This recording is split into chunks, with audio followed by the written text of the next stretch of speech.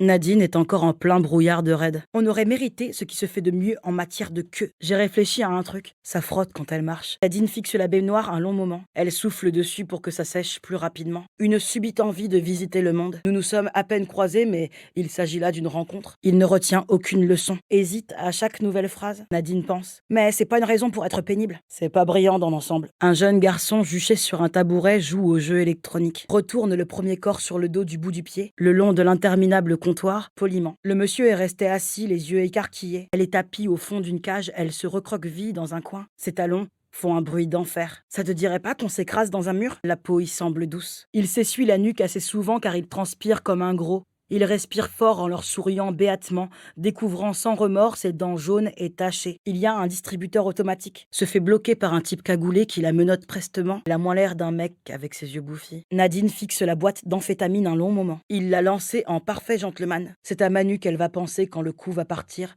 Elles resteront ensemble. Carla pleurniche et discute, supplie les mecs de ne pas la toucher. Cette formidable détonation. On peut voir ça comme ça. Ben, si tu voulais pas me le dire, fallait pas me le dire.